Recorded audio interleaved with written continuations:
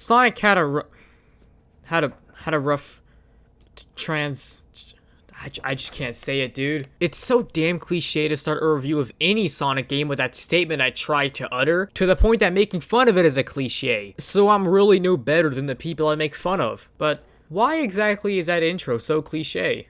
Well, the game in question, Sonic Adventure, was released in 1998, coinciding with the launch of the Dreamcast. It was a very important game to the franchise, due to it being his proper jump into the third dimension, since he basically sat out for the entire last console generation because he just could not make the jump. In general, the Sega Saturn was just a really bad time for Sega, because of many bad decisions that have been documented very well online. Some could say the lack of a proper Sonic game on the system could be one of the reasons. I mean, Sonic was their mascot. In terms of actual titles for the Sega Saturn, there was a better version of Sonic 3D Blast, which doesn't change my opinion on the game, and there was also Sonic Jam, basically just a collection of the games from the Genesis. Oh yeah, it also had that Sonic World thing where you can roam around and stuff, and it's the only reason people still remember the game. The most popular Saturn game for Sonic was Sonic R, a racing game. I used to play this game all the time on Sonic Gems collection when I was a kid, so I have a lot of nostalgia with this one. I wish I could give an actual opinion on it, but I haven't played it since I was like 6, and I haven't seen my copy of Gems Collection in a very long time. Well, during the Saturn era, Sonic Team was working on a true 3D Sonic game that was scrapped, being Sonic Extreme. It's also been documented on YouTube very well. What I will say is that I am very glad this game got cancelled. It looks like an assload of smelly turds. This is probably just me, but the controls look like they would be really slippery. And what even is this level design? So the statement that Sonic had a rough transition into 3D can make sense whenever you're talking about how it took a while for him to actually make the jump, but if we're talking about the game that was his actual transition into 3D, I couldn't disagree more because I've always loved this game. As many of you all know, Sonic's reputation over the years has been so tarnished because of the inconsistent quality of the games nowadays, and this has also affected some of the titles that used to be among some of the most beloved in the entire series. The two adventure games are great examples of this, because when they came out they were met with great reviews and everyone loved them. Nowadays, there still is a good amount of people who do love these games, myself included, but you'll hear a lot more people express that Adventure 1 is a poorly aged game with super janky gameplay that has a big roster of characters, none of which are fun to play as. Now, if you do think this, remember that you aren't wrong, everyone does have their own opinion,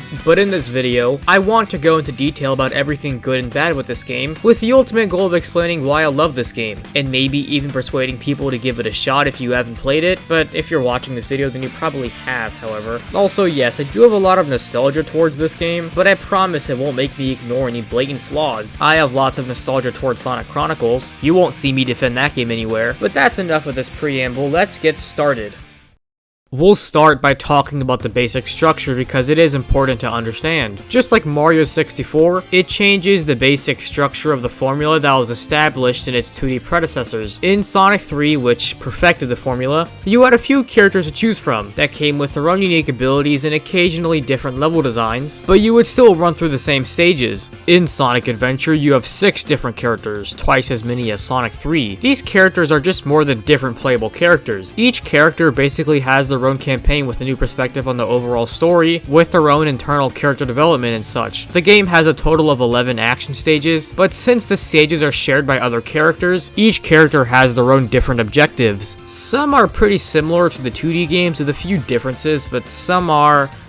well, I'll get to him later. When you first start, you can only choose Sonic, but as you meet other characters in the story, their campaigns will unlock, and you can even play them out of order if you really want to. I like this because it means I can play Big the Cat's story last. I usually like to talk about gameplay and story separately in my reviews, but for this game, I'll talk about each character individually in their own segment, and discuss both their gameplay and story. Here's another big change to the structure: the introduction of adventure fields, or hub worlds as most people call them. In between the main action stages, you're thrown into one of 3 adventure fields: Station Square, the Mystic Ruins, or the Egg Carrier. In these hub worlds, there are NPCs to talk to, but barely anyone remembers they exist, so for most players it's just a means of getting to the next stage or advancement in the narrative. They also have some upgrades every now and then that you'll have to collect to continue with the game. Most of the time, I don't hear people talk that positively about the hub worlds. Some will say that they suck or they bog down the overall experience, while others don't really mind them and will just say they're okay at best.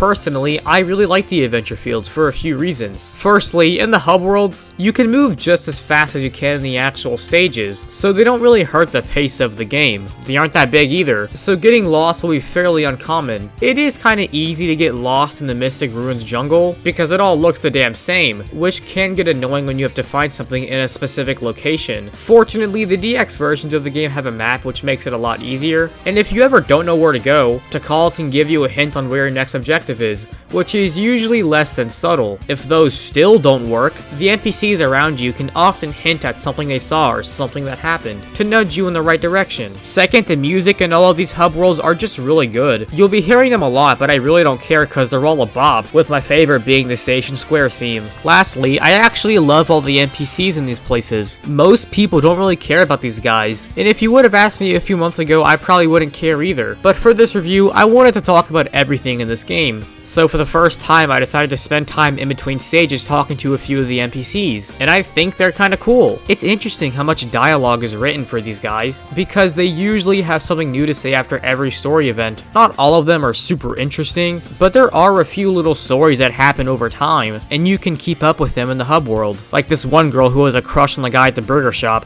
and she slowly builds up the courage to get closer and closer, and eventually inside the shop. Meanwhile, the guy working there is confused why some girl is just staring at him and gets kind of creeped out. There's also this one guy who you can literally find dating multiple girls and eventually gets caught by all his girlfriends. I never thought I'd see something like that in a Sonic game. There's also workers at the train station going on strike to protest for better work conditions. My favorite is this one mother who has a gambling addiction. Before Casinopolis, you can talk to her kid outside the casino, who cries about how his mom went in and hasn't come out yet, but after the level, she denies ever going in there. Later on, she says her feet have a mind of their own and they magically wander inside of the casino. If, for whatever reason, you exit Speed Highway as Tails and the missile is about to be launched, she says that she might as well gamble away all her money if they're just gonna die. Damn! I also think it's funny how many people think Gamma is just some guy in a costume, while some other people are fucking terrified. For some reason, a lot of people take issue with the fact that Sonic and his anthropomorphic friends are now settling in places with actual humans, but who actually cares? Eggman used to be the only human. In the games were about him encapsulating the animals that Sonic lives with, but it's really just an evolution if anything. It's not like they're super realistic. This is a game from 1998, and they also have an anime style to them with the big eyes and stuff. And there was really no concrete rule in the Sonic universe that said Eggman could be the only human. Maybe if people took the time to hang out with all the human NPCs, people wouldn't complain about them being too jarring or whatever. I think people criticize this element just for the sake of hating on it because it's so harmless. Before we dive into all the individual stories, there is one last thing I have to talk about because it's the one thing that everyone talks about in Sonic Adventure, and that's the presentation. Most of the models look pretty good, except for Eggman, who doesn't emote at all, and all the stiff movements make him feel like an action figure that was plopped in these cutscenes. Speaking of the cutscenes, yeah, I think this is a part of the game people talk about when they say it's aged poorly. Hot take here, these cutscenes aren't that good. Really, I think just looking at it shows exactly why, but there are many things that make them feel super awkward. The mouth movements look super awkward, and for some reason their eyebrows are going all over the place, and it doesn't help that their lips are synced to the Japanese dialogue. You can tell that they just use the same stiff animations over and over again, with most of them being from the ones you'd see in actual gameplay. At times, it feels like a shitty puppet show with how stiff the movements are. Also, there are pretty noticeable gaps between lines from the characters, and in general, the cutscenes just feel slow. And the voice direction isn't that great either, frankly. A lot of lines just sound pretty awkward. The voices themselves are pretty good for the most part, although I really don't like Tails' voice. Michael McGarharn as Knuckles and Dean Bristow as Eggman do a pretty good job. Duke Nukem really makes Gamma sound like a badass in this game.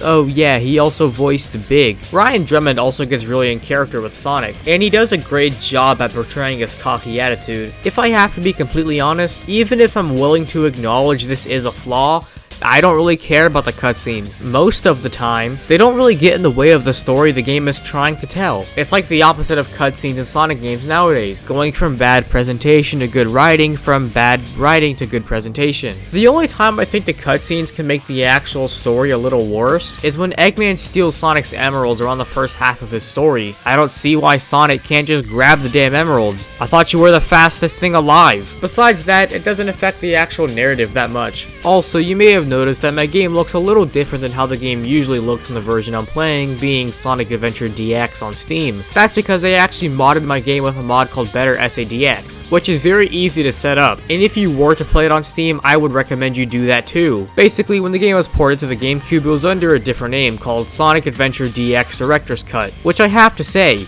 is a stupid fucking name. It wasn't even directed by the original director. It made some genuine improvements like the map, 60 FPS, and the ability to skip cutscenes, as well as some more side content, but it also changes the graphics and lighting, which makes sense because they were working with stronger hardware, but I just do not like how the game looks in the DX version. The characters look straight out of Toy Story with how they look like plastic, and the lighting is fucking terrible. The Dreamcast models had textures that were supposed to be fur, but they removed them, and I also think Sonic looks too orange in the DX version. The port also makes a lot of unnecessary changes, like replacing the clock tower building in Station Square, which literally makes no sense because it's the building you end Speed Highway with, so it literally connects back to the hub world. Guess we just can't have that. If you want to know more, just look up some videos on it because it has been documented very well, and it isn't my job today to explain why SADX is a shit fart, but with the help of Better SADX, you can make the game not a shit fart. You can restore the original Dreamcast lighting, as well as the original models. I like to use the Dreamcast models because I just think there's some charm to them, even though the GameCube models are technically better in terms of poly count. You can even have the more detailed models with Dreamcast lighting, and that's pretty cool. Also, with these mods, the game can actually run in widescreen, which, like, the fact that the most recent port of this game was still in 4:3 is fucking pathetic. They did it for SA2 but couldn't with this one apparently. It also has a lot of settings to really customize your experience,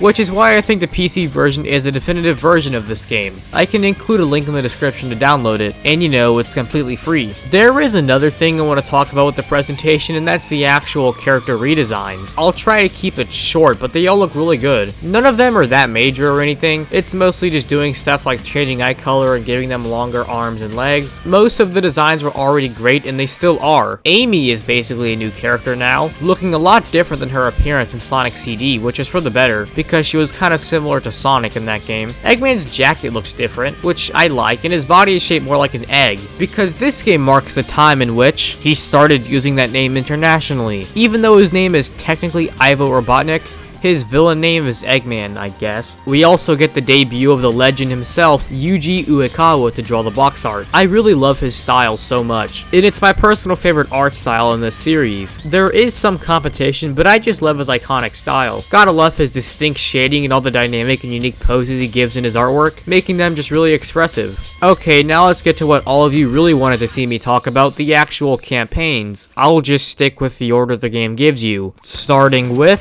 Sonic. Yeah, so since Sonic is the name of the game, he easily has the most attention out of any campaign. He has 10 stages, which is twice as much as the character with the second highest amount of stages, which is only 5. Fortunately, Sonic's story being the biggest is great because he is without a doubt the best part of this game. We'll start by talking about his narrative, which isn't anything too special. It mostly just focuses on the overall plot, which is not a bad thing. It starts with Sonic jumping across the rooftops. I guess it's what he does for fun or something. But he's alerted by the police trying to attack a monster made up of water, and because of that, their guns are completely useless. After fighting it for a little bit, it just runs away. After meeting up with Tails, we get some exposition as to what that thing really was. It's a monster Eggman awakened known as Chaos, the god of destruction. Eggman wants the final 7 Chaos Emeralds so he can feed it to Chaos to achieve his perfect form, and destroy Station Square to build Eggman Land. Why does it have to be Station Square specifically? That doesn't matter. Sonic and Tails go on a hunt for the Chaos Emeralds, but Eggman just ends up stealing the emeralds from them with shit like sleep gas in this moment I mentioned earlier. I think it's kinda smart of Eggman to announce his plans, so they end up collecting the emeralds for him. It makes him seem like a cunning villain that can also be an actual threat, and God knows we're missing that nowadays. I also like Chaos a lot too. The opening intro of the game already shows his perfect form where he floods the entire city, so there's some suspense when he slowly gets stronger with the emeralds. He comes off as a threat the moment we learn not even the police can attack him, but even without saying a word, he feels like a good villain. There's not much else to say besides as the story continues, Eggman collects more Chaos Emeralds to power up Chaos, so Sonic and his friends have to stop him. He gets as far as Chaos 6 before he is defeated, and the egg carrier also also crashes into the ocean. There are some diversions, like babysitting Amy for a bit, but it ends with Sonic finding Eggman's base in the Mystic Ruins jungle, and they fight one last time. Sonic's narrative isn't anything special, there's no real character development or anything, and that's fine.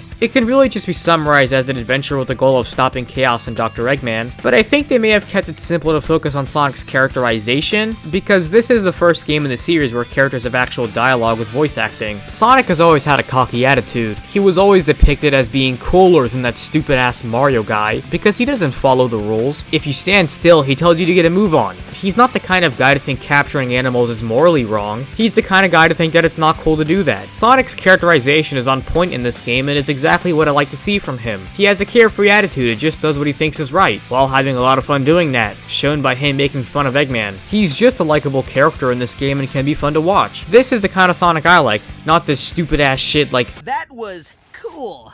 Pun entirely intended. Man, shut your bitch ass up. In my opinion, gameplay matters most in a video game, and even if the story isn't anything special or mind-blowing, Sonic's gameplay is easily the best out of all 6 characters, and it's not even close. I'm not saying all the other characters are just straight up bad, but compared to Sonic's almost perfect levels, it looks super weak in comparison. His gameplay is basically just a direct translation of the 2D games. You'll be platforming through levels as you take advantage of Sonic's momentum, and your goal is to simply reach the end of the stage. And do it as fast as you can, because why not? Starting with the controls, how are they this good, man? Sonic controls really well in this game. It's basically perfect, honestly. It's impressive how they managed to perfect Sonic's control on the very first attempt. At least, the first attempt that was actually released, because Sonic Extreme looks like it had really shit controls. That's beside the point. Still though, it's nice that this 3D platformer from the 90s actually has really good controls, when most of the time they aren't that great. They gave Sonic a new move for the jump into 3D, the homing attack. It can actually be seen in Sonic 3D Blast in this orange shield power-up. It was useful in that game because the perspective makes it a lot harder to just jump on enemies, and the same can technically be said for a 3D camera that's positioned behind the player. I mean, frankly, it isn't really that hard to just jump on enemies, but this was 1998 when 3D was still kinda new. The homing attack will let you home in on the closest enemy and instantly take them out, keeping the pace going. It's a really useful tool because of how 2D and 3D are fundamentally different. It also keeps the pace of the game going, so you can quickly just attack an enemy, which is really what Sonic is about, keeping up the pace. For some reason, people complain the homing attack makes stuff too automated or whatever, which is a really stupid criticism if you ask me. In the classic games, jumping on enemies is very easy because it's in 2D, so to replicate the easiness, they added in a feature to let you quickly deal with them. It's nothing but convenient, and that's why I love it. It would go on to be a staple in 3D Sonic games and some 2D ones too. Another new ability they added is the Lightspeed Dash. With the Lightspeed Dash, you can quickly dash through trails of rings. However, you have to start charging it up by revving up for a spin dash, which is frankly annoying. This is not light speed, Sega. Even with the crystal ring that reduces the time, it still takes like 4 seconds, which disrupts the pace. I don't really see why they could've just mapped it to a different button. There's also the Lightspeed attack, which you'll only use for this monkey switch in Chaos 6, so it doesn't matter at all. And of course, Sonic still has the spin dash, because it's already a staple of his moveset. In the classic games, you would have to come to a complete stop, look down, and then start charging it up. But because of how 3D control works, it's just mapped to the action button. This means you can basically use it whenever you want, and man, this spin dash is so damn fun to use. People will often say the best spin dash was in Generations, and yeah, it is very powerful, but I think this game holds the crown of best spin dash, because you can take so many shortcuts by finding the perfect places to do spin dash jumps. This goes hand in hand with the level design of Sonic stages, which is really good. There aren't as many paths as what you would find in Sonic 3, which isn't a bad thing because levels can definitely have multiple routes that contain goodies to reward your curiosity, and they're still very open, mainly because of how much room the game gives you to do some spin dash jumps and skip parts. This is the exact reason why I replay Sonic's levels so much. There's so many ways to approach the level, and I'm always discovering new ways to beat it as fast as possible. Just playing the levels normally is only half the fun, because taking advantage of the mechanics and doing some complex spin dash jumps is so fun and rewarding. And trust me, they definitely knew how much the levels could be broken. How else would you get this one up on top of a building and speed highway? Everything about Sonic's gameplay just feels great to pull off thanks to how smooth the controls are, and how fast you can spin dash helps with this. Speed Highway and Red Mountain are Sonic Adventure levels at their peak with how fun the level design is. As the name implies, Speed Highway has lots of set pieces at exhilarating speeds, but it still has lots of different paths to take with open-ended level design. There's nothing cooler than running down skyscrapers at top speed, man. After that set piece, you get to enter the main city at dawn for the end of the stage, which actually has a lot of alternate paths to reach the goal faster. Red Mountain doesn't have as much exhilarating speeds, but its level design is super open, with lots of different areas for you to take advantage of spin dash jumps and skip parts of the level. And both of these levels have music that are fucking bangers, but I'll discuss that stuff later. Why does no one talk about Red Mountain? It's such a good stage. The levels themselves have a lot of variety when it comes to aesthetics, and most of them have their own unique set pieces. In Emerald Coast, Sonic gets chased by a fucking orca. In Windy Valley, you climb up and escape a tornado. In Ice Cap, you snowboard down the mountain again, but this time you can actually control it and you're running from an avalanche. In Speed Highway, you're hitching rides in helicopters and running down skyscrapers. In Casinopolis, you're trying not to fall asleep. In Red Mountain, you have these zip lines and you enter a volcano. In Skydeck, you're running aboard the egg carrier as the gravity is shifting all over the place. And in Lost World, you're running from giant-ass boulders. It's been a standard in all the Sonic games to constantly up the ante when it comes to stakes and set pieces, and this game goes even further than Sonic 3. Sonic Adventure succeeds at improving the set pieces from that game, because unlike the parts such as the Ice Cap snowboarding segment that's entirely a cutscene, almost all of these set pieces are playable. Then again,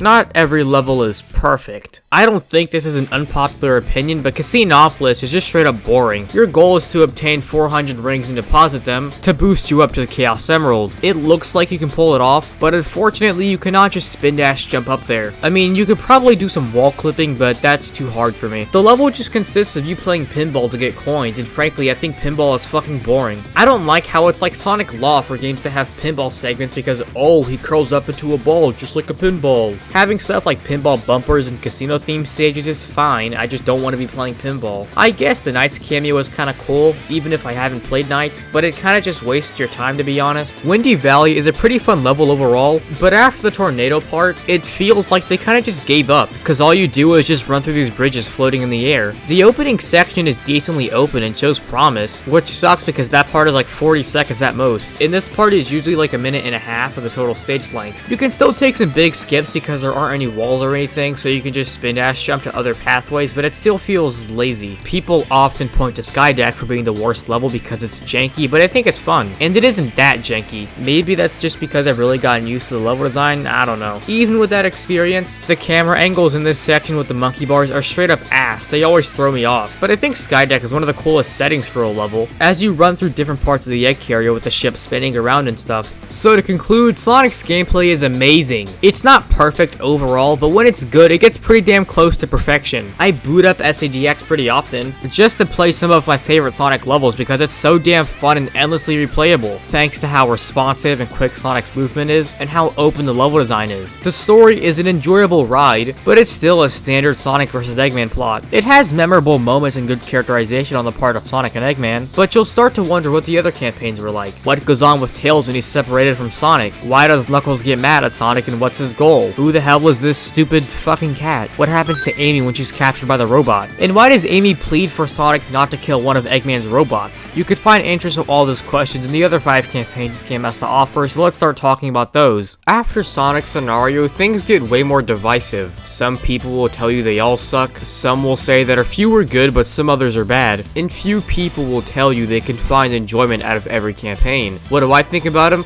Let's find out, starting with Tails. As you all know, Tails is Sonic's sidekick, so this means a good portion of his story just involves him doing the same things Sonic does, like going to levels like Windy Valley and Casinopolis like a Chaos Emeralds, just for Eggman to steal them in some pretty stupid ways. This brings me to an issue with how the 6 campaigns are structured, and that's the occasional repetition. It is true that they have one overarching story, like with the threat of chaos and stuff, but every character has their own unique perspective on the story with their own internal events happening. Tails' story becomes this eventually, but a good chunk of his story is just Sonic's story. He goes to Windy Valley, Casinopolis, Ice Cap, loses those emeralds with Sonic, has to sit through the Chaos 4 fight, and then plays Act 1 of the Sky Chase minigame. I can excuse the levels because all the characters have different objectives and stuff, but when it comes to stuff like cutscenes and bosses, they can get kinda annoying. If two stories have the same cutscene because the characters intersect or whatever, it's not a big deal. But a lot of Tales' story is just following Sonic. Also, the aforementioned Chaos 4 fight drags on for about 2 minutes all 3 times you play it because Sonic, Tails, and Knuckles were there when Chaos gets that damn 4th Chaos Emerald. The boss itself blows because you just jump around avoiding attacks that I could probably dodge when I was 4 years old, and literally just wait for him to casually pop his head out to hit him.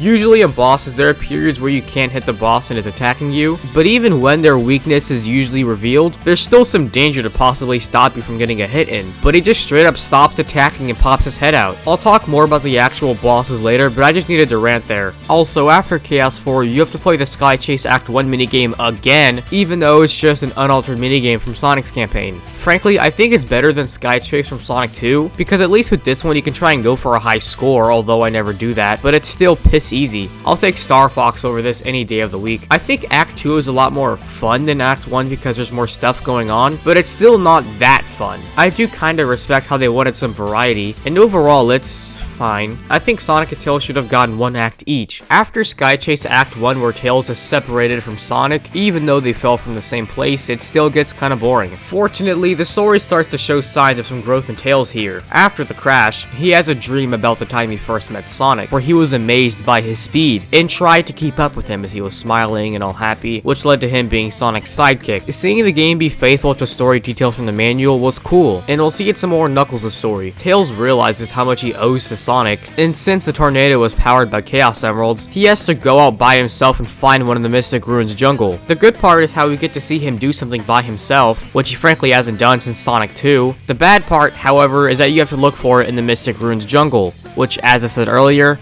I don't like this place. Even on repeated playthroughs, I still don't remember where Froggy is. Can you blame me? While Sonic is out playing the 2 best stages in the entire game, Speed Highway and Red Mountain back to back, might I add, Tails is doing this. And this weird sand hill minigame. You just snowboard down a hill and go through arches to get points. If Tails is chasing after Froggy in this part, I think it would have made sense to have a proper level here, because his gameplay is about beating your opponent to the end. So once he gets the tornado going, he grabs Sonic and you then have to play Sky Chase Act 2, which is better than the first one, but still not that great. So there is just this huge chunk of the story where not a lot happens and it's kind of boring. It's the one part of the story that usually makes me want to put the controller down. After running through Skydeck on the egg carrier, Sonic orders Tails to grab Amy and leave while Sonic deals with Chaos 6. There's another moment where Tails does something productive. Once he gets back to Station Square with Amy, that's when he really shines in his story. He sees Eggman, who's at an all-time low here. Chaos 6 was defeated, and the egg carrier crashed into the ocean. But he has one last plan to destroy Station Square, and that's by blowing it up with a fucking missile. Eggman ends up just going to blow it up himself because it was a dud, so we get this great moment where Tails realizes that for the first time in a long time, Sonic isn't there to save the day like he always does, because he's too busy learning about ancient echidna shit. So he has to beat Eggman to the missile to save the entire city. He learns that he can't always depend on Sonic, and he builds up the courage to go and stop Eggman. Speaking of Eggman, when he first reveals himself at the start of his story, you can tell that he comes off as more of a threat, which makes sense because Tails is just a kid who follows Sonic. He's able to beat Eggman, and the entire city celebrates Tails' victory. For the first time, it was Tails who saves the day, and not Sonic. And seeing him spin around and be happy for himself is just a great moment that I really like. I think the message of stepping out of your elder shadow is a great message for a game like this, because it's not uncommon for kids who play this game to have similar issues. When I was a kid, yeah, I was the one who had to play as Tails in Sonic 2 split screen and the one who had to play as Luigi. Frankly, I don't mind now because let's be honest, Luigi is cooler than Mario, but that's beside the point. So seeing Tails be all happy for finally doing something for himself and not being stuck in his elder shadow is kinda relatable, to be honest. Like, yeah, I can relate to how Tails feels in this moment, because I kinda felt the same way when I was a young child, thinking my older brother was better in every way. So maybe if I actually paid attention to stuff like this when I was a kid, it could have really helped me out. Besides that, it's just a great moment for Tails. What is weird is how when Tails beats Eggman, it plays his main theme. It is really good, but that isn't my point here. Then it cuts to Tails celebrating with Sonic, where it starts playing again, and then it rolls credits where it restarts again. That's another weird quirk of these cutscenes. It also gets very apparent on the egg carrier, because you'll be hearing the first 5 seconds a lot, even if it is really good. Like, look at this.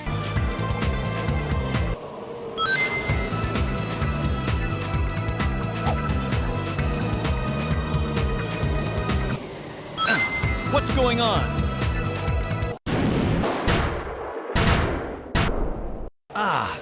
This thing's always changing.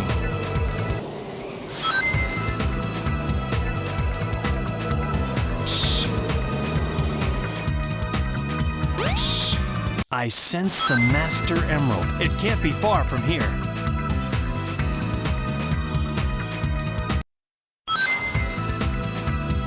Because Tails' story is about outdoing Sonic, the gameplay consists of you racing Sonic or Eggman in a total of 5 stages. That's a pretty good idea on paper, because it encourages you to beat the level as fast as possible, which is what Sonic should be about, and it also directly ties into the theme of his story. The blatant flaw with this, however, is that these levels are incredibly easy. Because Tails is Tails, he can take advantage of his flight ability, which lets you fucking destroy your opponent in these levels, and really, it's just unfair. The AI sucks too, and will only stay on the main path. Like, come on, why can't Sonic do all the sick-ass spin-dash jumps I always do when playing through these levels? That makes a lot of sense because not only would it actually be more challenging, but some players would go, wow, those are some sick shortcuts, maybe I should try and do some of them. And like I said earlier, taking advantage of the level design for speedruns is the best part of his gameplay. It's also really funny how much the AI rubber bands to try and keep you on your toes. Like, no, Sonic, you are not this close to me. And in the rare chance they actually pass you up, they pass the controller to a 2-year-old and start playing really poorly. Casinopolis and Ice Cap aren't that bad, because Casinopolis is just the sewer part, which doesn't give you a lot of room to fly around, and Ice Cap is just the snowboarding part, which makes it fairer, but both of those are still really easy. Honestly, I think Tails' gameplay is just okay. There is some fun in completely destroying the level design, but it's devoid of any challenge, so I don't come back to these stages very often. I was literally able to do every side objective as Tails on my first try. They really just prove that Tails' mechanics just can't work in 3D, because it's so different than 2D. Like, yeah, Tails was kinda overpowered in Sonic 3 because, well, he can fly and reach different paths, of course he is. But with his flight abilities in 3D, you can either just go over or go around to literally everything, and it's mindless with how easy it is. Maybe he should have had more of an explorative gameplay style, but that honor was given to Knuckles, who I'll talk about in a second. And the story itself in Tails' campaign has some great moments, but unfortunately a lot of it just suffers from being a retold version of the events in Sonic's story. There are some differences in his perspective, but not enough, honestly. I really love how Tails saves the day in the end, so I gotta give credit where credit is due, but I also have to take away credit for the large chunk of his story that's just kinda boring. Really, this feels like a worse version of Sonic's campaign, with fewer levels that share the same level design but are way easier because these levels are not designed for Tails. Like, what even is the point of all this if I can just fly over it? The story gets really good towards the end, but that's just the end. So for my final verdict on this part of the game, I'll have to say it's alright. I don't think it's bad, in fact it had great ideas, but they definitely could have been executed better. And what we're left with is gameplay that can be fun but severely lacks any challenge, and a story that has too much boring stuff than the genuinely great moments. Next up in line is Knuckles the Echidna. There's something I forgot to mention in my old Sonic 3 review, because I didn't think it would be important until I inevitably made this video. The manuals of Sonic 3 not only state that Knuckles is the guardian of the Master Emerald, but also explains how he's the last descendant of an ancient tribe, the Echidnas, who lived on Angel Island. One day, his tribe mysteriously disappeared, with him being the only survivor, so his only purpose in life is to guard the Master Emerald. His story starts as we see him question his purpose in the world, about how he was destined to be guarding it forever. Suddenly, the emerald shatters, and when he turns around, he sees Chaos standing right on it because it was Eggman who awakened Chaos, fully aware of his powers. The monster manages to beat Knuckles and escape as Angel Island falls into the ocean. Once Knuckles is conscious again, it becomes his goal to find all the missing shards of the Master Emerald to, I don't know, glue it back together or something. For some reason, some of the pieces ended up in a casino, the streets of a city, some ancient ruins, and Eggman's egg carrier. I'm not gonna question it. Now, Knuckles' moveset from Sonic 3 wasn't as overpowered as Tails, but his ability to glide and climb walls could be exploited in some sections. But unlike Tails, who was just thrown into Sonic levels when he was clearly not designed for them, Knuckles is thrown into very open parts of Sonic's levels, where your objective is to take advantage of his abilities to locate 3 shards of the Master Emerald and call it a day. You find the shards via this radar Knuckles has built into him or something, that'll basically tell you how hot or how cold you are. It's pretty damn precise too, as it not only changes color depending on the distance, but the beeping can get more intense as well. This gameplay really fits Knuckles, because it encourages you to use his abilities to play them, not break them. And just like Sonic and Tails, he controls very well. Honestly, there isn't that much to say about Knuckles' gameplay. There's not a lot to praise to the heavens like Sonic's level design, nor is there a lot to criticize like the unbalanced races in Tails' gameplay. Well, to be fair, Knuckles' levels can be pretty short. His level design mostly comes from open parts of Sonic's levels, like the At Dawn City and Speed Highway, the room with the gravity panels in Lost World, and this one part of Skydeck. He does actually get a unique portion of Casinopolis, because now it's a lot bigger vertically with this whole section with the pirate pirate ships and a light-up statue of the cowgirl who actually moans.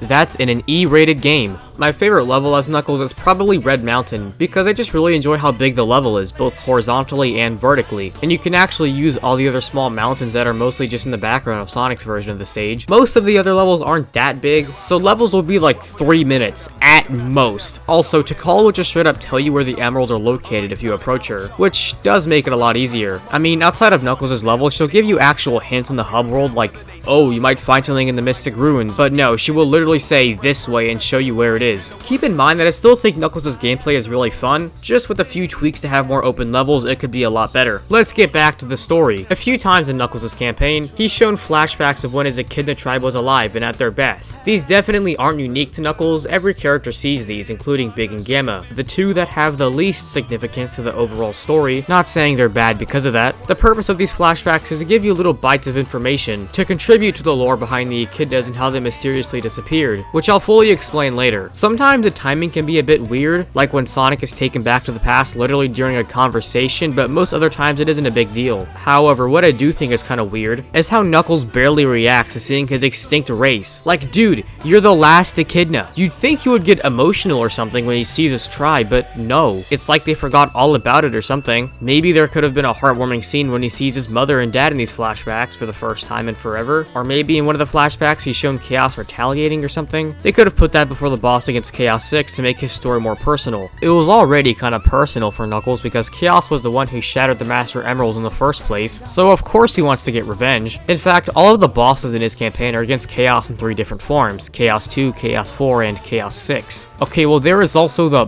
boss against Sonic, which by the way, I'm really not a fan of how Eggman tricks Knuckles the exact same way as in Sonic 3. It's really just kind of pointless. In that game, it was a core part of the plot, since for most of it, Knuckles was on Eggman's side. It does kind of make Eggman seem more like a cunning villain by deceiving Knuckles after he defeats Chaos 2, but it just makes Knuckles come off as more of a dumbass. Knuckles is a guy who is actually pretty calm, but he has a short temper and can be gullible at times, but that gullible is just too much for me. For most of Sonic 3, he comes off as a dickhead as he constantly gets in your way, but later on, we learn that he was just doing that to protect the Master Emerald, which is his only purpose in life. And at the end of the day, we see he's kinda calm, and Sonic Adventure displays that well. His campaign starts with him resting on Angel Island and wondering about his purpose in life. So yeah, while some ideas could have had better execution, I really enjoy Knuckles' playthrough and it's one of my favorites in this game. The story is enjoyable, and I like how it relates to the inciting incident as well as the lore behind the Echidnas, which is very relevant to the plot. His gameplay is really fun and he was brought into 3D very well, and if it was fleshed out some more, it could be even better.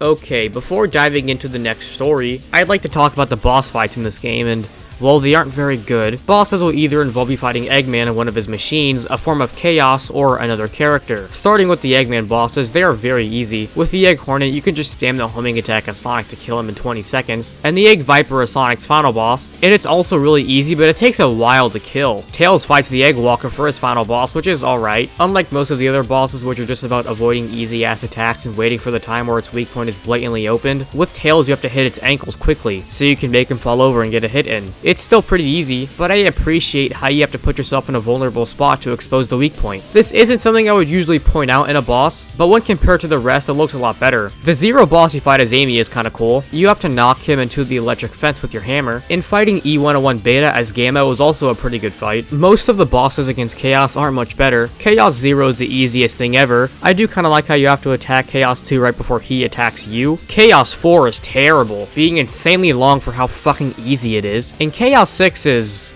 not that bad. I'm enjoying the music more than anything else, to be honest. Character fights are absolute jokes. I could probably beat them at the age of 2. Really, the footage is speaking for itself here. Gamma's bosses are actually pretty damn hard. Look at this shit.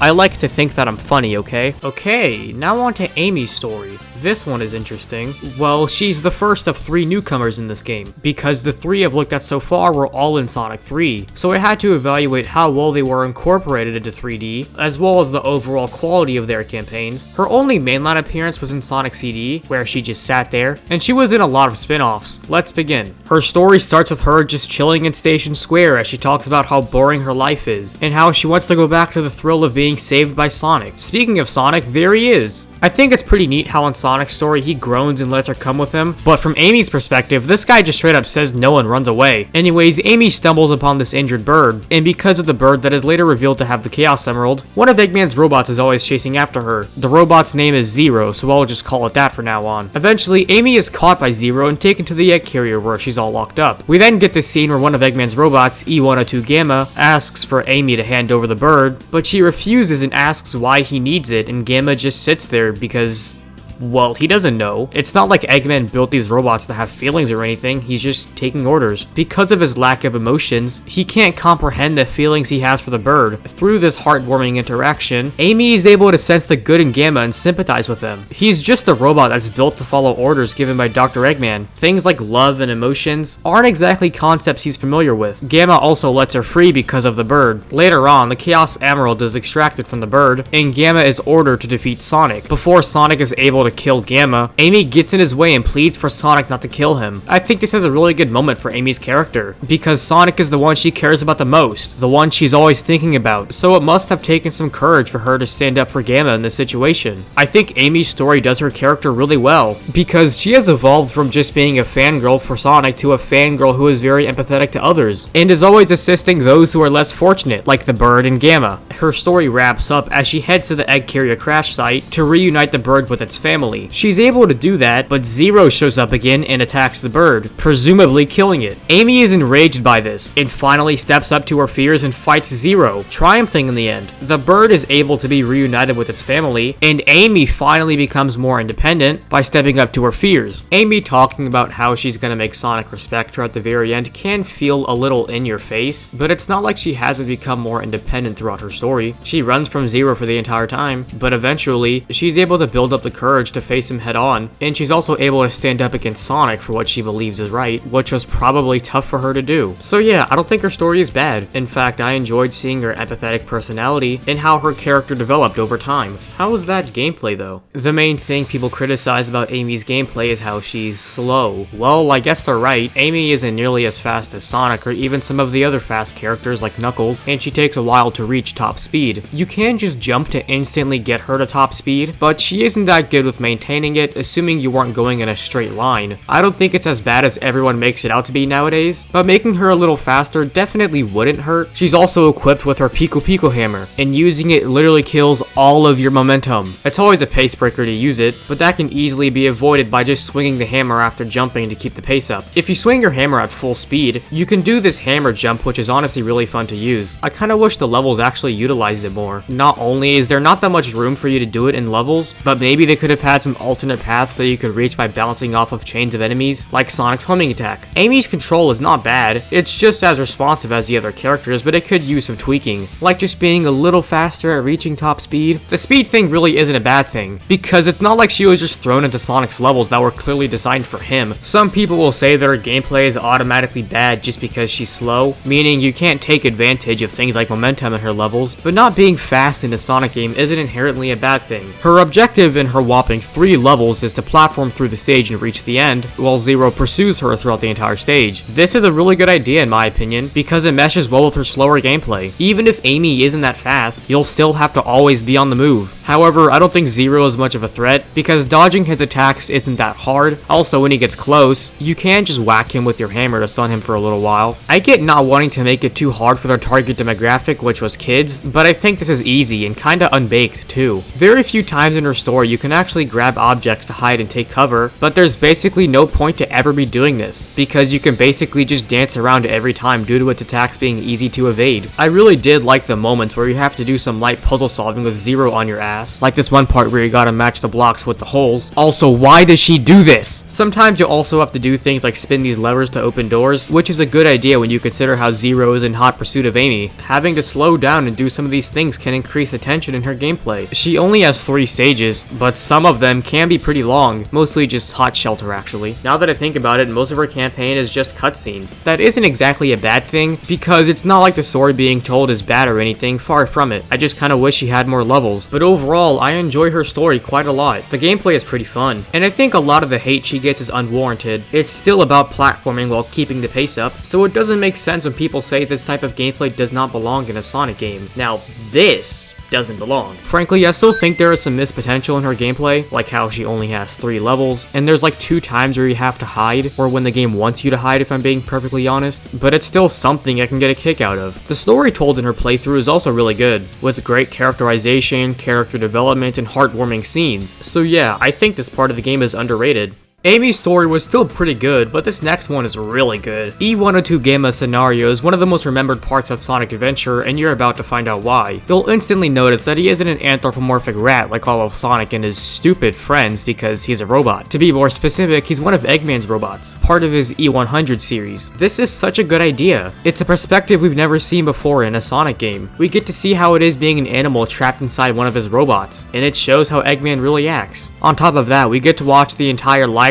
of this character, and his character arc and motives are superb. His story begins as he is finished being created, and the very first thing he sees is Dr. Eggman as he tells Gamma he will obey his every command. We're brought to this little shooting range with dolls of Sonic and some other characters, ironically named Final Egg. Doesn't that mean that Dr. Eggman made these dolls just for the battle robots to shoot at them? That's great characterization if I've ever seen it. The egg carrier really has a lot of personality added into it, like the aforementioned shooting range, the public bathrooms, and the swimming pool. Not to mention how he has this whack-a-mole minigame where you gain points for hitting Sonic or Super Sonic and lose points for hitting Eggman. He challenges you to beat his high score for an upgrade. Eggman also pits his battle robots against each other and holds these fancy meetings just to tell his robots something. This shooting range also gives us the basic gist of how Gamma plays. It's a lot more different than the rest of the campaigns, even Amy, but I must emphasize, it still feels like it belongs in a Sonic game. Gamma is slower than Amy, but it's not like he's too slow. If he was any faster, that could possibly mess up the main point of his gameplay. With the action button, you can lock onto enemies and shoot right at them. He also has a hover upgrade, which makes locking onto enemies and racking up points a lot more fun. Enemies are all over Gamma stages, and that's because his timer actually ticks down, unlike every other character. To complement this, killing an enemy can give you a few more seconds on your timer, but to effectively gain a lot of time, you'll have to lock onto multiple enemies at once because that gives you more time, so it's more than just mindless button mashing. There's a risk-reward element to it, because trying to get more combos has a higher chance of you taking damage. If I go in and just spam the shoot button, I'll just get like 1 second from every enemy, but by locking onto all of them and then shooting, I can get like 15 seconds. There isn't any story context behind why Gamma has a time limit, but I think it makes levels more fun, and it gives you more of an incentive to blow shit up rather than just a high score. Frankly, I still think that the timer isn't that effective, because I've never ran out of time as Gamma, and the only level where I got close was in Hot Shelter, his very last stage. Right after that, I did get a bunch of enemies to shoot at, so the problem was negated. Also, Gamma really deserved more stages in my opinion. His first 2 really don't count because Final Egg is a shooting range, and I can beat Emerald Coast with my eyes closed. That means he really only has 3 levels, but either way, those 3 levels are very well designed and really fun to play. Gamma's gameplay sounds pretty simple from what I've described, and I guess it is, but most of the gameplay styles are simple, and none of them are bad. I may or may not contradict that statement later, by the way. His boss fights could definitely be a lot better, especially because of how linked they are to the plot, but I still really enjoy his gameplay. The final boss is actually really good though. Let's get back to the plot that everyone loves so much. Gamma and the other E100 robots are assigned a mission by Dr. Eggman to retrieve this frog that swallowed a Chaos Emerald. Gamma manages to retrieve the correct one, and because his siblings got the wrong frogs, they were exiled? I guess that's what happened, considering how you find them in different locations after this. When Gamma is ordered to retrieve the bird Amy has, he enters the wrong room and sees this.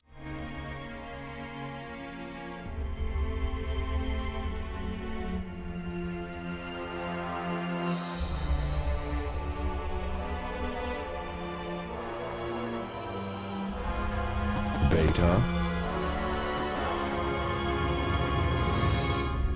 Just imagine how gruesome this is from Gamma's perspective. This is basically the equivalent of walking into a room and seeing chopped up body parts of your own brother, not to mention Gamma is kind of a newborn. After that tragedy, Gamma walks into the right room this time, and this is when Amy talks with Gamma in her cell and he is captivated by the bird she has, although his programming prevents him from understanding why that is. Once the egg carrier begins to lose altitude, everyone on board flees, including Gamma. That's when it all clicks with him. The disturbing reconstruction of Beta, Eggman getting rid of all the E-100 robots, Amy's acts of kindness, and the conflicting feelings he had upon seeing the bird, it all culminates in this moment. Dr. Robotnik. Enemy.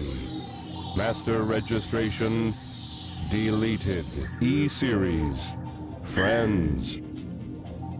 Must save. Gamma goes against his code and sets out on a mission to free his robot brethren by locating the rest of them and releasing the animals trapped inside by blowing them up in these intense boss fights. This is such a great idea, since nowadays I think most people, including Sega, have forgotten that in the original games, Eggman's robots were all little animals that he encapsulated. So having a story where you not only play as one of these robots, but one that ends up going rogue and sets out on a mission to destroy his other robot siblings is just such a great idea, and is exactly why his story is remembered so well by Sonic fans. After freeing all of the robots, excluding E-101 Beta, he then realizes that he is also just a bird trapped in these robots, and starts to wonder what he'll do with himself after all this. This is interrupted by Beta in his new powerful form, as the two have one last battle that's actually pretty good for this game's standards. I think it's really neat how one of the first things he does in his lifespan is fight Beta, and it ends with them fighting again with completely different context. There is no real winner to this fight, because even when we win as Gamma, Beta strikes one final blow, meaning both of them die. At least, the Gamma we know is dead, because the bird is released from its robotic shell, and the two birds inside of Gamma and Beta actually end up being the parents of the bird Amy takes care of, and that's a nice way to connect it all together. Also, if the pink color is anything to go off of, as well as the fact they were both parents, does that mean Gamma is technically female? Huh. I know I should have been referring to Gamma as a she the entire time, because it's technically true, at least I'm like 98% sure it is, but I've been calling Gamma a he for as long as I can remember. I might need to be a little more careful with that though, because that shit will get you cancelled. With all the birds from the E100 series free, Gamma's storyline comes to an end. I know I didn't spend that long talking about it, and that's mainly just because Gamma's campaign is not very long at all. It should take you a little less than an hour to beat it. Either way, Gamma's story was very memorable, with easily the best narrative of all 6 campaigns, due to the interesting premise, arc Gamma faces, plus the fact that we get to see the entire life of Gamma as we know him, and watch as he tries to leave an impact before going out with a bang, as well as the experimental gameplay that ends up being pretty fun in my opinion. So yeah, I really like this one. Let's move on to the next one. Here we are, the part of the game people love using in their arguments about how Sonic Adventure is a smelly rhino shit fart right next to the presentation in the cutscenes. I can't even lie to you guys, even though I've mostly been defending this game for most of the video,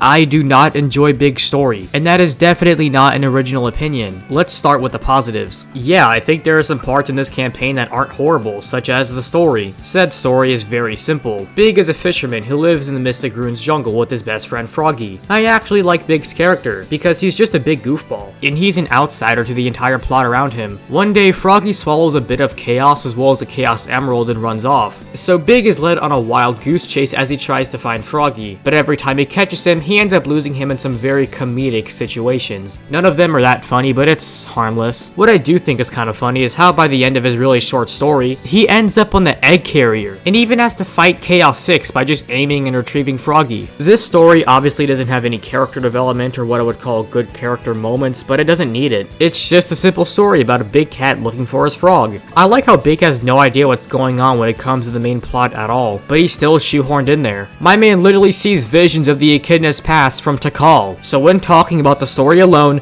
I must emphasize the story alone. It's a fun ride. What isn't fun is Big's gameplay, and I can't even sugarcoat this, it fucking sucks. Sonic and Tails were both about reaching the goal as fast as possible. You know, speed was always there in the classic games. Knuckles was about exploration, which makes sense because of how fun exploring was in the classics. Some could say Amy doesn't belong because it doesn't put an emphasis on speed, but it's still based around the concept of platforming, and even if she isn't that fast, you still can't slow down because you're constantly being chased. Gamma's gameplay is really fun, but definitely an oddball, because I don't remember locking onto enemies and racking up combos in the Genesis games, but to be fair, there is some platforming here. And Big, Okay, why am I even trying to build it up? You all know, you just fucking fish! Who the hell said, yeah, we should have fishing in a Sonic game? There really isn't a lot to say here. You find a spot, cast your lure, and wait for Froggy to bite, or some other fish that are there for some reason. But whenever you get a hit, you gotta start reeling them in. But be careful, because if you reel in too hard, then Big will kill himself. After the first level, you get an upgrade that lets you float in the water, but you still have to fish for Froggy, which is fucking retarded. Like, dude, just grab him! Big's gameplay is not only boring as hell, but it can be frustrating too when you just have to sit there because Froggy's AI is stupid and won't notice the bait. Big fortunately only has 4 levels, which are basically identical. Besides throwing a rock in Ice Cap or walking for a little bit in Hot Shelter, his levels aren't that long either. And in general, this story is easily the shortest out of all 6, but that isn't exactly a compliment. Look, I don't care how the story is charming or how impressive water looked on the Dreamcast back in 1998, I just do not enjoy this portion of the game. Keep in mind this is required to fully finish the game. If you want to save Station Square from the God of Destruction, you have to sit through like 40 minutes of a campaign where you just fucking fish. This story was actually the main reason I never got to the final story in Sonic Adventure as a kid, because I just didn't want to play as Big. I also didn't really understand it because I was young and all, but why would I even care about fishing when I could go replay Sonic's level some more? I would have no issue if this was completely optional, or as an alternative because no one would play it anyway. Just have Big be a character that only exists in the story. He could pop up in a few cutscenes just looking for Froggy, and maybe you'd be able to check up on him in the adventure fields. I'm like 95% sure Big's inclusion was meant to be one big joke from Sonic Team, but I don't find it funny. So bottom line, Big the Cat fucking blows. Okay, now there is more to talk about besides the 6 main campaigns, but I just can't go any further without mentioning this game's godly soundtrack. I don't care about your opinion on any Sonic game, 98% of people can agree these games have great soundtracks. And if you are in that 2%, then you just really want to be different, or you've heard Nocturne from Sonic Chronicles. Look up any popular song from Black Knight or Sonic 06, and all the top comments will say all the budget went into the music. Ever since his debut on the Genesis, which had sound quality that was a lot worse than the Super Nintendo, Sonic has been able to hit it out of the park when it comes to the mainline titles. I say mainline titles because then people are gonna make jokes about the Sonic Spinball option theme. I get it, it's funny. Now, Sonic Adventure wasn't the first time having a soundtrack that wasn't limited to 16-bit sound chips. We had games like Sonic CD and Sonic R, with music that feels really weird in a Sonic game, no hate intended, because those songs are really good. Reactive Factory is the best, and I'll die on that hill. Also, Sonic 3D Blast on the Saturn actually had a vocal theme, and I seriously didn't know this till like a few months ago. Am I just stupid or something? Because I literally hear no one talk about it. Anyways, my point is that this was the first game where they really went all out with the soundtrack, and man, it's so good. At the very worst, the songs are still good. They all capture their atmospheres very well and have a lot of variety. Look, I'm not that good at analyzing music. All I could really describe is how good or how bad it is, so I'll play a few of my favorites and let them speak for themselves.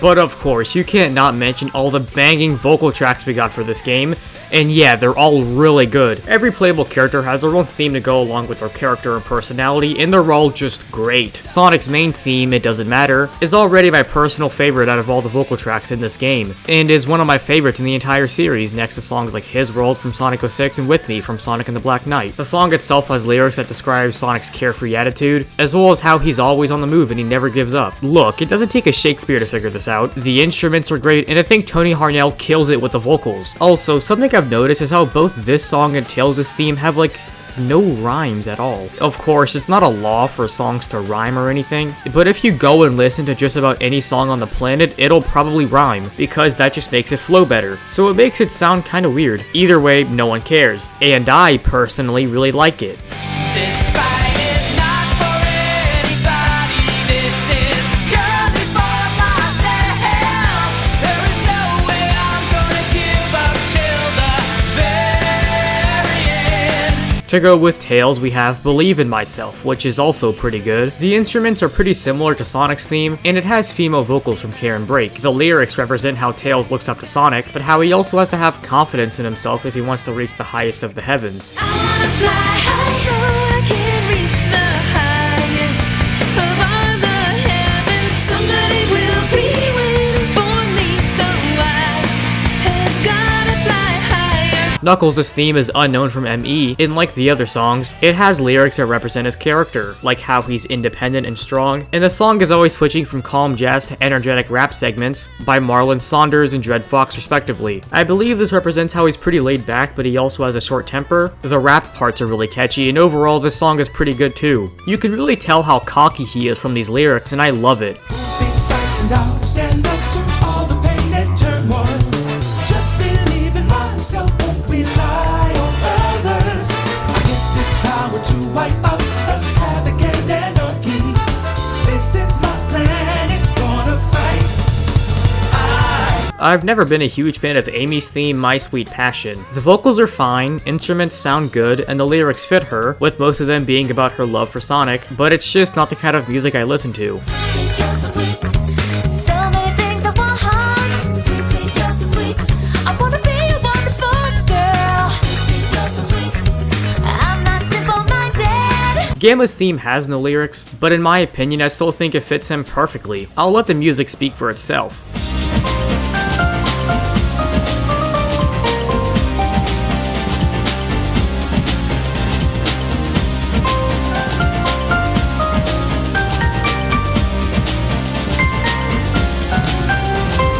No one really talks about Big's theme, Lazy Days Living in Paradise, but I think it's pretty cool. All the lyrics are just about Big and Froggy enjoying the weather and their company, and I think it fits their dynamic really well. It's pretty catchy. Hey, big guy, hey, little guy, can you tell me what's inside? Sorry, but I don't know. We are simply natural. Represent you.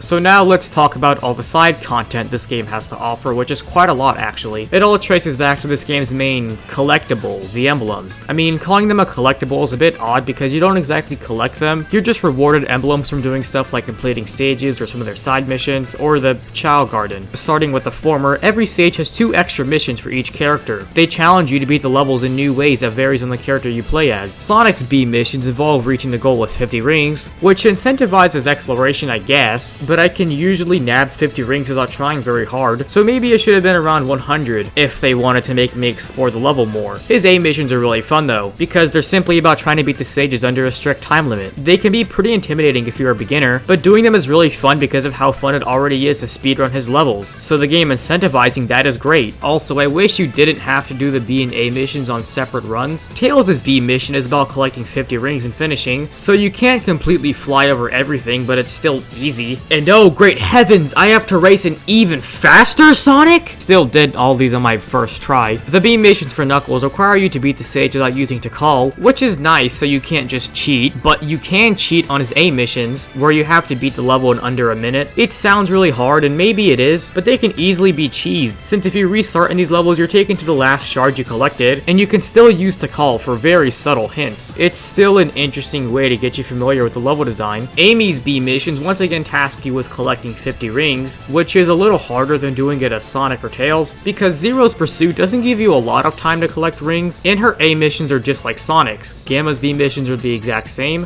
which is probably the hardest out of all the 50 ring missions, because enemies are all over these stages. His A missions require you to beat the stage with a specific amount of time, which can actually get pretty hard. In Big side missions, I actually don't know because no joke, I just straight up didn't bother with them. The Chow Garden is another side activity you can mess around with, and the Chow are one of the most iconic parts of these games for whatever reason. In the garden, you can raise Chow by giving them animals that you collect from killing enemies in the main stages, and they can buff or debuff some of their stats. It's not a bad way to incentivize players to go replay some levels. As you raise your Chow, you can have them participate in races, where you just watch as they succeed or fail and likely get disowned. Completing the races can give you emblems. There's also this black market where you can buy stuff that does things, and why the hell is a bucket 6,000 rings? Honestly, I've never seen the appeal of the Chao Garden. I know a lot of people really love it, but it's just not for me, and it's something I've never spent much time on. About those people who say raising Chao is better than the actual game,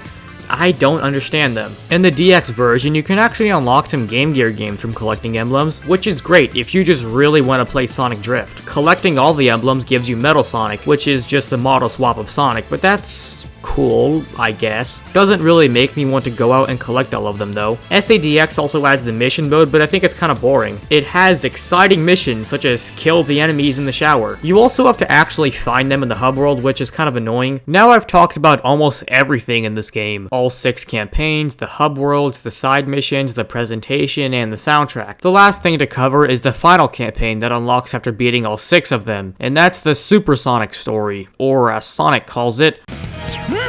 At this point, basically everything has been resolved since Sonic stopped Eggman, Tails gained more confidence in himself, Knuckles fixed the Master Emerald, Amy overcame her fears and reunited the bird, Big found Froggy, and Gamma eliminated the entire E100 series. But as soon as it starts, we learn that Chaos actually survived after we fought Chaos 6, and he manages to steal all the emeralds right under their noses, even attacking Eggman in the process, meaning that Eggman has been dethroned as the true antagonist. Sonic also gets one last flashback from Tikal that wraps a nice little bow around all the bits of information she's fed us so far, so I'll just explain all of it now. Long ago, the Echidna tribe was alive and well, and their leader, Pachacamac, I think that's how you pronounce it, participates in stuff like stealing and killing to feed his desire for power, to the dismay of Tikal, the leader's daughter. Eventually, the Echidnas want to use the power of the Master Emerald to become even more stronger, but on the night of the raid, Tikal pleads for them not to do it, just to be ran over by them. That's when the guardian of the Chao, Chaos, sees how selfish they're being and uses the power of the Chaos Emeralds to retaliate and wipe out the entire Echidna clan, but Tikal is able to seal Chaos and herself inside of the Master Emerald to prevent it from happening again. Back to the present, Sonic and Tails are too late to grab the last emerald, meaning that Chaos has achieved his perfect form as he floods the entire city of Station Square. You'd think thousands of people die here, but everyone kinda just disappears when it starts flooding. But seriously, seeing Chaos slowly become more powerful throughout the story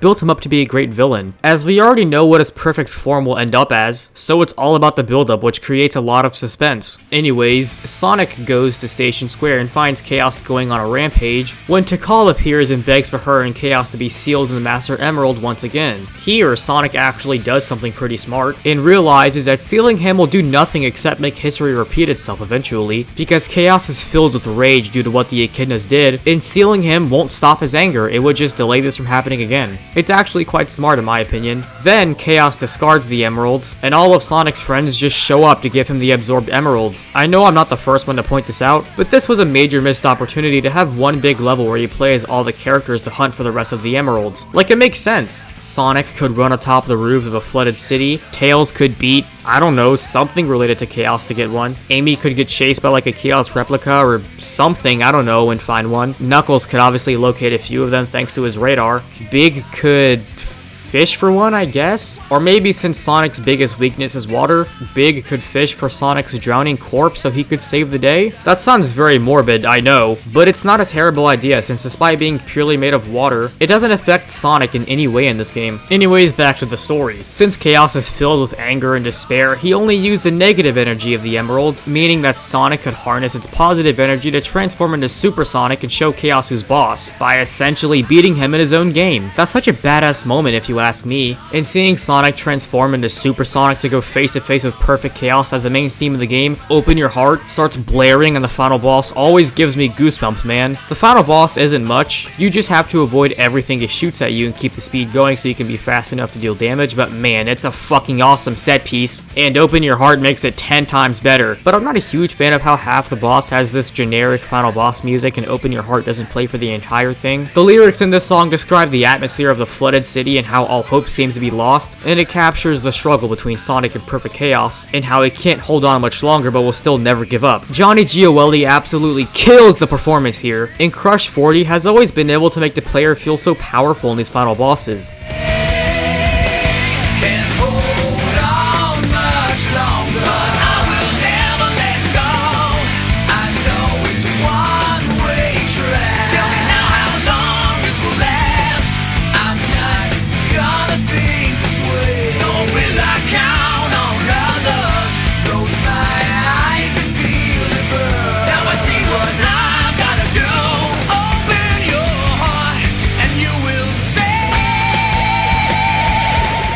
finally, Sonic is able to defeat and neutralize Chaos and restore peace to his soul, as he rises into the heavens along with Tikal. The city is still flooded, and Tails says, All's well that ends well, right?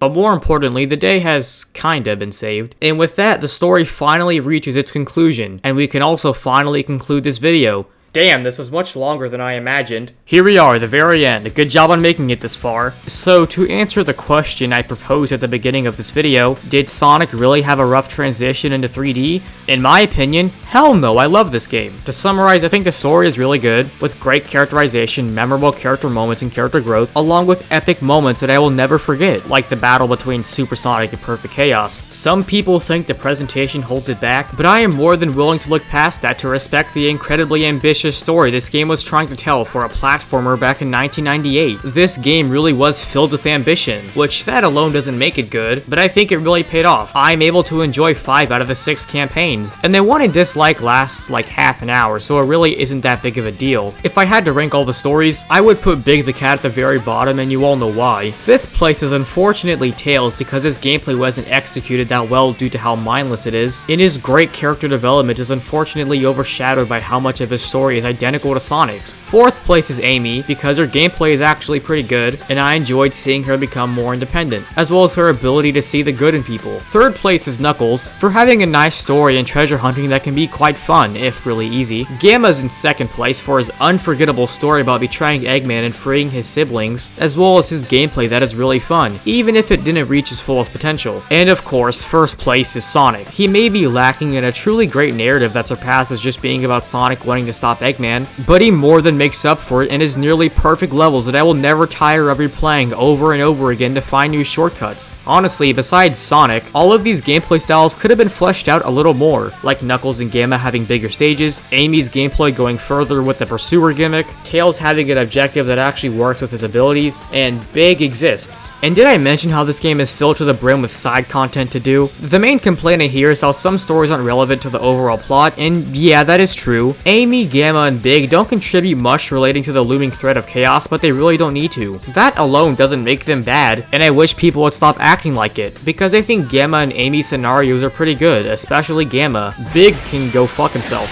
This game has been treated really poorly in recent years because people will say the game didn't age well because, oh, the cutscenes are goofy and the gameplay is broken. Look, Game Grumps fell through a loop once. Also, Big the Cat sucks. And I really wish more people would give this game a fair shot. Most people who know this game but haven't played it for themselves are under the assumption that it's just really bad. And I know that everyone is entitled to their own opinions, but I hear so much people who don't even have their own opinions on this game. They just watch a YouTube video that describes how it's a smelly turd shit and make that their opinion instead of playing the game for themselves. It's interesting how for this game specifically, for some reason, it aged poorly, but Mario 64 and Ocarina of Time are masterpieces. I'm not saying these games are bad. I haven't played that much of Ocarina, and I do really like Mario 64, but frankly, I think Sonic Adventure beats these games in a few aspects. I read a bunch of reviews from 1999 and everyone loved this game. When people say this game hasn't aged well, I think they're only talking about the cutscenes, because mostly everything else holds up well. So in this video, I wanted to explore my thoughts on the take that Sonic had a rough transition into 3D, as well as represent those who really love this game like I do. If you don't like it, that's completely fine. There are some things to not like, but if you haven't played this game, and you've just been under the assumption that it's aged so bad it's a terrible game, then I would highly recommend you play it for yourself and form your own opinion, because there may be many things to dislike, but there's just as many, if not more things to love about Sonic Adventure.